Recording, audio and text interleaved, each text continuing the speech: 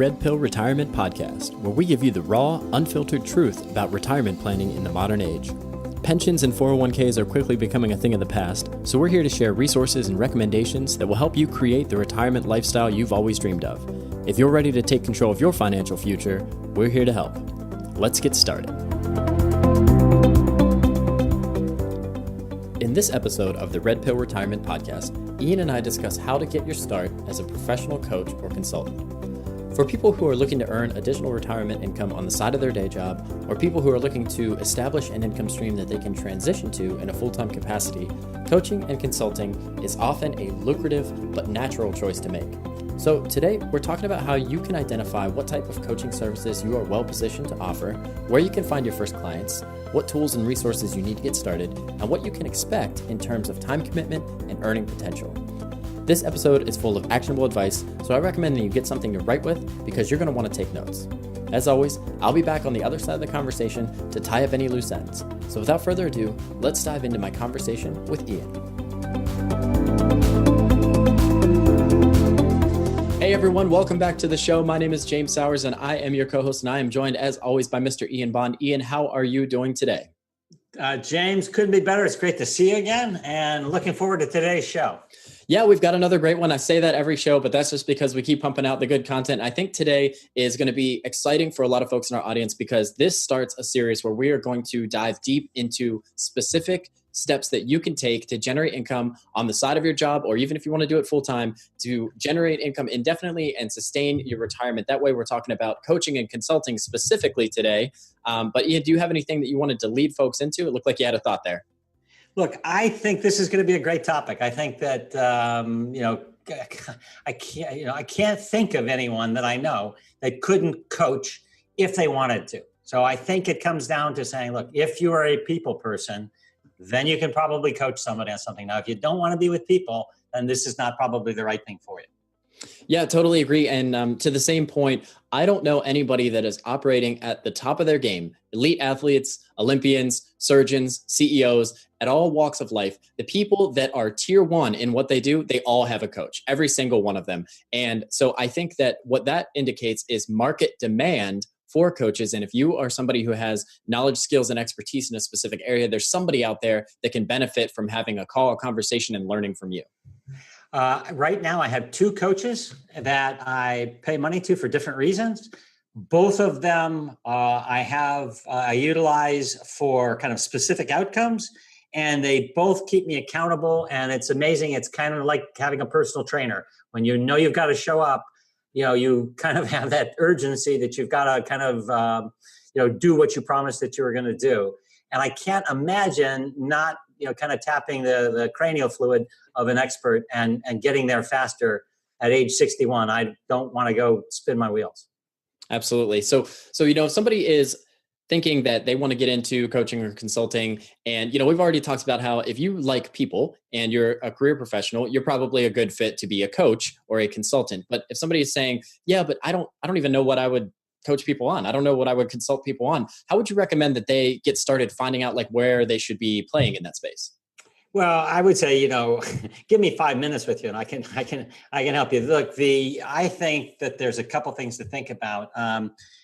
First of all, the biggest hurdle that people cross is they think that they have to be the smartest person on the planet. And that's just not the case. I have a 9-year-old son who's not the strongest swimmer. I'm certainly not going to be, on the Olympic swimming team anytime soon, but I can certainly help my 9-year-old son swim better. And I think most of us, if you're just a couple of steps ahead of people, that's actually what people are looking for, because they don't want the guru. The guru is, so far gone and so far ahead that while they may be inspirational, you probably can't relate to them. So the first thing is you have enough expertise. But I think, the second thing I would say with regards to kind of what it is that you would do, you have to find the intersection of the stuff that people will pay for and stuff that you know well about. Okay. So what is that expert? Now it could be professional things. Most people consult in, kind of the industry that they've been in. And coaching is a, kind of a wider, field. There's everything from spiritual healers and life coaches to people that coach on very specific skill sets, to people that, you would call tutors because they teach, things like, English as a second language. So there's a whole broad range of things, but you have to find what people are going to pay you money for. Yeah, absolutely. And, like you said, coaches come in all forms and functions. I mean, there are people who literally just coach software developers on how to find their next job or negotiate a pay increase or something like that. I mean, the niche can be as small or as large as you want to make it. It's about looking in the mirror and saying, what am I good at? And what do people in the market have as pain points and problems that I can solve given my unique experience? Yeah, let me just add to something that, because I actually suffered through this for a while. And, you don't want to be all things to all people. And there's a great Pat Flynn saying that the riches are in the niches. Okay. So actually the tightest that you can get your proposition, you will find a tribe. You'll know where to look for them and you'll find them. And I think you want to bring it down and narrow it down. Here we are talking to people who are, behind the game in their retirement planning, who may not have anywhere, any nest egg at all. That was certainly the situation that I was in, coming up late in their career, possibly facing age. We're way down the funnel in terms of kind of qualifiers to be talking to people about. And if that's you and you're listening to this podcast, you're in the right place. If we were to talk about some broad topic, you'd probably find it uninteresting. So I would say try to drill down as tightly as you can to find that real pain point. And with regards to the kind of thing you're going to coach or consult on, I really do think that you want to have something that I would consider the solution is similar to an aspirin and not a vitamin. What I mean is, if in the middle of the night, this would be something that would annoy someone so much that they would get out of bed and go to the store to get an aspirin, that's the kind of analogy I would use, as opposed to something that would be a good to have, a vitamin. Yeah, so it's all about severity of the pain and urgency of the pain, or urgency to take care of it, versus something that's more proactive. Like, I take vitamins because it supports my health and I'm being proactive about it. It's not really a big concern for me. You want something that somebody wants to get solved or taken care of right now. And that's where you want to insert your coaching or consulting offering. Does that sound right? Yeah. The more urgent, the more money. Okay? Yeah.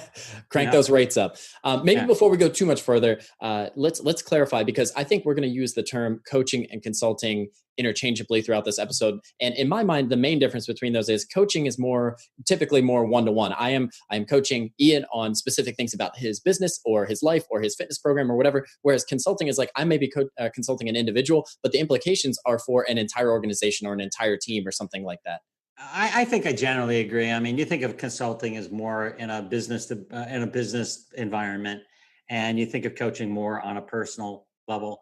I suppose you could talk about getting consulting advice on a financial matter, but it's six of one, half dozen of the other. I think we know what we're talking about. Yeah. And I think maybe additionally, consulting might be a little bit more on the execution side. Like, I'm going to give you a plan and help you do it. Whereas a coach might be, I'm just going to help you with the thought process, the mentality. Here's a plan, you go do it, and then come back to me and tell me how it went, and we'll refine and go from there. So maybe that's a slight nuance, but maybe that's a personal opinion that I have. I think maybe that's a good segue into if we're talking about coaching and consulting, what value can you add as a coach or consultant to your clients? So what kinds of things do you bring to the table, or can you bring to the table that make it worth it for your clients to pay for your time and attention and energy? And then how can you communicate that value to a potential client? I think you have to think really hard about that. You want to be as laser focused as you can, because people pay for results. They don't pay for advice, they pay for results. So you want to be focused like a laser on the result that you're going to deliver. Now, it can be something that's ongoing, okay? And that's what I do, because the world is constantly changing. But you're always focused on kind of what is the next result that you're aiming for with someone, and it should be, they should have real clarity about it. And if there's a conversation between a coach and a client, and the client doesn't really know what the result is that they're aiming for, that's problematic, because people pay for results. Yeah. And I think, they're not just paying for your time is the important point here. Getting on the call is not enough. You have to bring something more to the table. You have to say, if you come on as a coaching client for me, what I am going to do for you in the first session is take you from where you are right now, and you're going to walk away with a 6-month marketing plan that you can go execute on, like something pretty tangible. And, I think that what a lot of coaches also bring to the table is a framework or a structure to the way that they have done similar things in the past. And they say, look, here's the playbook. Here's what I used. Here are the results I got. I'm going to give it to you and I'm going to talk you through it. And then you can go and execute on it and not start from scratch. You're going to have a head start on getting the results that you want. Yeah, I couldn't agree more. That just has to be the kind of framework that you're talking about. And it's all about the results. I mean, that's why pro athletes do it. I think the other thing is that there's kind of this gentle accountability, concept where you have to, coaching is something where you're not buddies. You're holding someone accountable for what they need to do, and there are people that will not react necessarily, immediately to that, and you may or may not have a good personality fit, but if you're going to be effective, you have to kind of find people that don't drain you on the one hand, and that will also respond to you. And sometimes you have to fire people because they won't respond. Yeah, and that's an unfortunate outcome. But you do have to stick to your guns when that happens, and that's part of what makes a good coach. Is if you're not willing to hold somebody to the fire for the commitments that they've made, then you're not doing your job, and you're not being effective as a coach. And so we've talked about how folks can kind of figure out what they might have to offer as a coach or a consultant. And we've talked about how they can communicate that value to potential clients. So maybe the next place to go is, where would you recommend people go to find their clients? So they know what they want to offer. They kind of know the space they want to play in, but what kind of ponds can they go fish in to find a coaching client? And then how do they approach those people and suggest that coaching service as an option for them? Well, I'll give you my favorite one, and then I want to hear your favorite one. Okay. So my favorite place to go is called Amazon.com. Okay. And what you do is really simple. You go to Amazon, whatever the topic is, find the book, look at the chapter titles. That'll tell you what people are interested in. And if you can find a half a dozen books and get a spreadsheet out and just copy you don't even have to buy the books, although I would recommend you buy the books, but just find what the chapter titles are. You'll find out what people are interested in, what they're going to pay for, I bet. What's your favorite? So I have one that's very close to that. And what I recommend is folks think about the industry that they want to focus on. So maybe that's healthcare. And then go to the websites for the big professional conferences in that space. And then look at the conference agenda. And all of those session topics are all either the solution to the pain point or the pain point itself that people in that space are experiencing. And then you can use that to reverse engineer your coaching offering. And a lot of times you can even find the deck or the video recordings of those conferences after the fact, and they're much cheaper than actually attending in person. So you can even go a little bit deeper. But like you said, you really just have to copy the titles of the sessions, and you'll have an option there. And then one other place that I love to recommend people go look is just hang out in relevant niche communities online. So find a niche community online and then look at the people that are complaining. Like if you want to coach freelancers on how to build a better freelance business, go to some kind of online community where freelancers hang out and listen to what they're complaining about. I don't know, should I be an LLC or an S Corp and pay myself a salary? Or, what accounting software do you use? They all look the same to me. So like all those things are places where you can inject yourself and say, hey, I've been freelancing for 15 years and I went through all of that. I have all the answers. I have a system that works for me. And I'd love to share it with you as a coaching client. What do you think about this setup? I couldn't agree more. I go to the Facebook forums, and I'm a member of a number of, as I mentioned, a number of e-commerce Facebook forums, and find people all the time that are looking for someone who's just a little bit ahead of them, and that where I can add value. I offer a lot of free advice, and naturally people approach me individually, and I think it's a wonderful place. Also mention that for some people Reddit works really well. So there's some discussion you can get in Reddit and some of the private forums like that too. But forums are an excellent place to be. And, one other place that just came to mind that people love to, I say love to complain, but, they love to voice their challenges is Twitter. And you can search by a hashtag or a keyword on Twitter, and people are going to say, oh, I'm so frustrated trying to find a project management system that works for me. Or I just keep landing problem clients that don't understand the deliverables of my scoping engagement or something like that. And then you can inject yourself there and say, I've run into the same problem. Here's an article I wrote. I also do some coaching if that's something you're interested in. Yeah, I would just caution people that I think what you want to do, when you do figure this out, is you want to figure out kind of what is the center of the fairway where, kind of the bulk of the thinking is and the bulk of the advice is, and what is going to be the differentiator that you bring to the table. What's the different perspective that you're going to bring to the table? So keep an eye open for what is the common wisdom and how you would contrast what the common wisdom is to what you're providing. So here we talk to people that don't have enough money for retirement, and we're not in the save your way to prosperity bucket. There's not enough time to invest for most of the people that would care about the Red Pill Retirement podcast. Here, it's all based not on the nest egg; it's the no nest egg retirement plan. This is all about cash flow. This is all about creating kind of money outside of your day job, which will ultimately sustain you potentially when your career ends, or if you choose to end your career, will be something that you'd love to do when it ends. So you want to be able to have that kind of alternative spin on things, and that's what you want to look for too. I think a great way to do that is once you figure out where you want to play. Let's say you worked in HR your whole life and you want to be a career coach. Just Google career coach and look at the first 3 or 4 pages of results and start capturing the websites of those other career coaches out there. If you lay those websites out next to each other, let's say you lay 5 out, I bet 3 of them say pretty much the exact same thing. And then the other 2 might have a slight tweak to it. But if you can find a differentiating offer, or you can focus on a sub community. Like I am a career coach for software developers who are looking to leverage their current salary to get a higher one at some other company. Boom. Like that is a niche right there. And that's kind of an evolutionary process that coaches can go through when they're getting their start.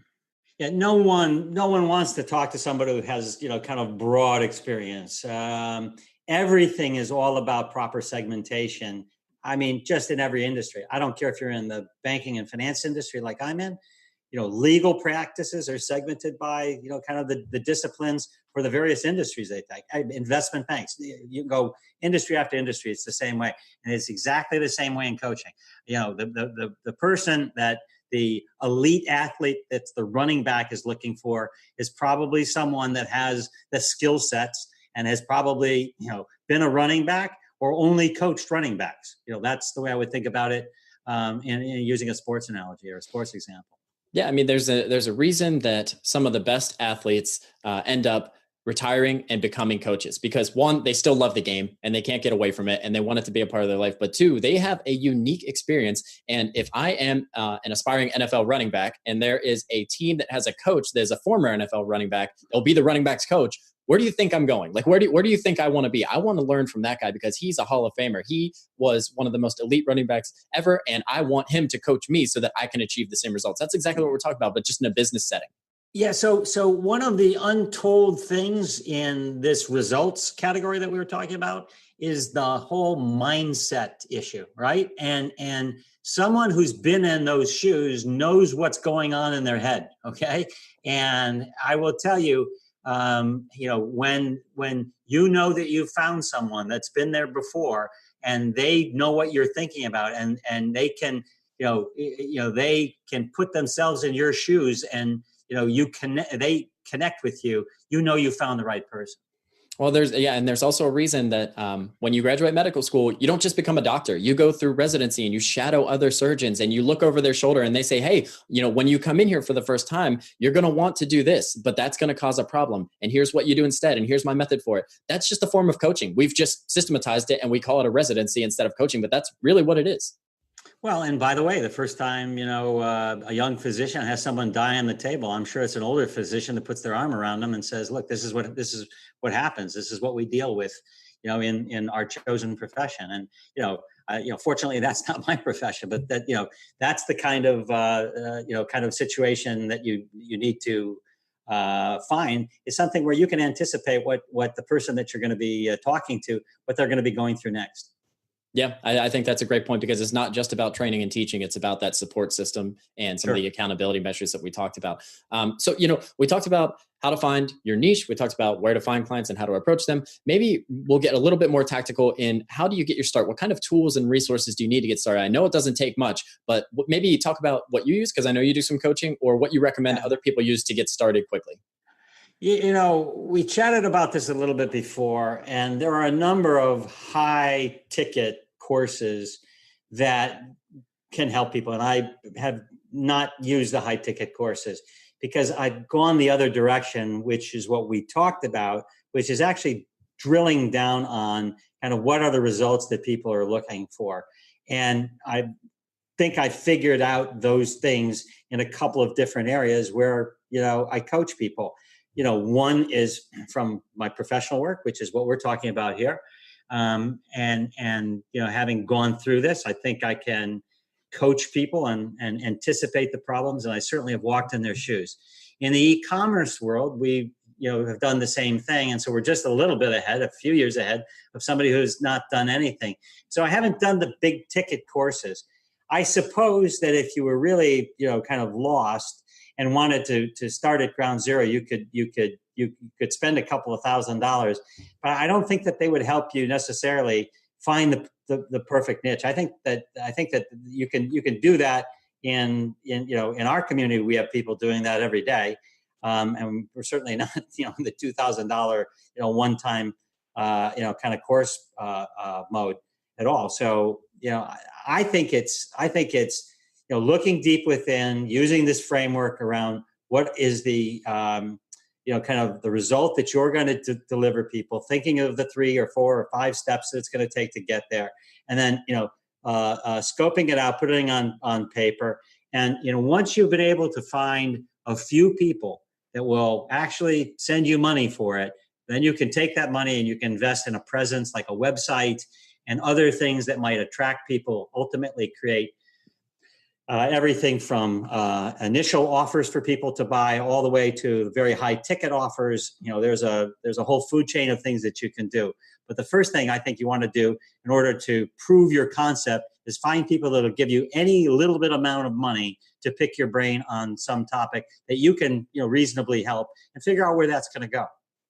Yeah, it really doesn't take much to get started. I think at a basic level, you can come up with maybe 3 to 5 ideas that you have for coaching services you can offer, put those in a one-page Word document or a Google Doc, and just start showing those to people that you think could benefit from your services, and see if you can get a couple people to take on and sign on with you. And then all you need is a payment processor and some kind of video conferencing platform like what we're using today, and you can start coaching right away. And if you want to even fall short of that, just create a profile on a site like clarity.fm and start shipping that link around and say, here are the coaching services I offer. You can sign up and just get your first few clients. And then, like you said, use that to level up, establish a website. And then maybe once you have a niche and you have your process set up, then maybe that expensive course makes sense. So you can see how you can improve your coaching process based on somebody else's, rather than taking that as gospel from the start.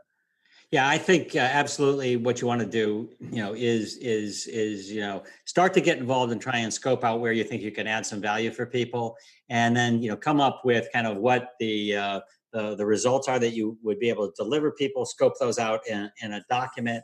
Kind of talk that through, see if it makes sense. When you can find people that will actually kind of pay for that, and then you can develop your presence, and ultimately to turbocharge your efforts, you'll figure out what you need to get to the next level. Maybe you're having problems attracting clients, maybe you're having problems developing your sequence of offers, but you can then kind of like a laser focus on where you need help, as opposed to throwing a whole bunch of money at kind of an all-in comprehensive coaching program that is not really going to be niche focused. It's going to be on very, very generalized. There aren't niche focused coaching programs really that I know of for most people. So what we're talking about really is validate your concept first, and then go for that course to figure out how to process, systematize it, make your processes and scale it up from there so that you can increase your earning potential. I think maybe that's a good place for us to kind of tie things together. Is I think people are listening at home and saying, all right, great. I love all this So what's in it for me? What do I stand to earn as a coach? And what is my time commitment and my energy commitment and my resource commitment that I am sacrificing to generate those earnings? And how do I do that maybe in parallel with the day job that I already have? And I know that you have that experience, Ian. So what thoughts do you have around that? Well, the rates the rates you get are directly dependent on the results that you deliver. In general, people that do things in the B2C space, are less well paid than people that are doing things in the B2B place. And the reason for that is really very simple. It goes back to Robert Kiyosaki's stuff. When you're selling people and they're paying out of their own pocket, they're gonna be stingier than if you're paying to somebody who's running a business and they can use it as a write-off. And that's generally true in most things in this world. But good high-end coaching is something that is the sky is the limit. So I would hazard a guess to anyone listening. You can do everything from kind of tutor people in English to do very sophisticated coaching that's $10,000 for or more for a year with very defined parameters where you have very little one-on-one. You can do group coaching, one-on-one coaching. You can kind of the number of different iterations are really unlimited. So you can find things that kind of fit the lifestyle that you want to have. You can find things that fit the way the results work in the area that you're coaching, and kind of figure it out. But I would say early on, what you want to do is do a fair amount of one-on-one coaching, so you get direct feedback and are able to attack what people are on people's minds, and then ultimately take that and spin that into something that you can more broadly apply. So err to do more one-on-one coaching early on, and think about that you'll probably do less of that later. Yeah, and I think what you just said is a great summary of why of the three buckets that we're going to talk about, coaching, consulting, freelancing, and e-commerce, coaching might be one of the most attractive because the barrier to entry is the lowest. The earning potential is still uncapped, and you can scale it up or down to fit your specific needs. It doesn't take a whole lot of tech, and you already have the expertise. So I think that's the whole reason why we put this episode together today, is because this is a great way for folks to get started and explore entrepreneurship kind of, passively or on their own, at their own discretion. And then if it's not a good fit, they could try something else. But it's easy to get started. It's easy to figure out if it is a right fit. All you got to do is take that action today. So maybe before we wrap up here, Ian, do you have any parting words for the folks at home? I know we're running short on time. We could go another 30 minutes on this, and maybe we will in a future episode. Look, I think we could probably do a whole nother 30 minutes on coaching. I think it's a wonderful place. What we'll do is we'll go get a couple of coaches to come on the program and get people a chance to hear a couple of different flavors. But there are 7-figure coaches out there, and there are people that just do it part-time. So it's a wonderful place for someone to start. All right, you heard it there. He committed. We're going to get a couple coaches on in a future episode. We'll talk about specifically how they got their start, what their systems look like, and how they run their coaching business, maybe even on the side of a full-time day job in a traditional office setting. So looking forward to those conversations. Ian, thank you so much, as always, for your time and your insights today. We'll look forward to seeing you on the next episode and those future episodes about specific coaching examples. James, it's always a pleasure to talk to you. Thanks again for being the host today. Yeah, same to you. Take care. Thanks.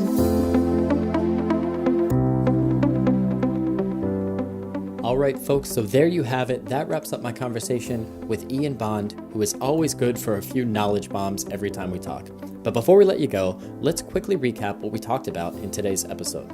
First, we talked about the importance of and the demand for coaching services in the market. We talked about how all elite performers, including athletes, surgeons, and CEOs, have some kind of a coach that helps them get the best performance out of themselves every time they take the field, enter the operating room, or hit the boardroom.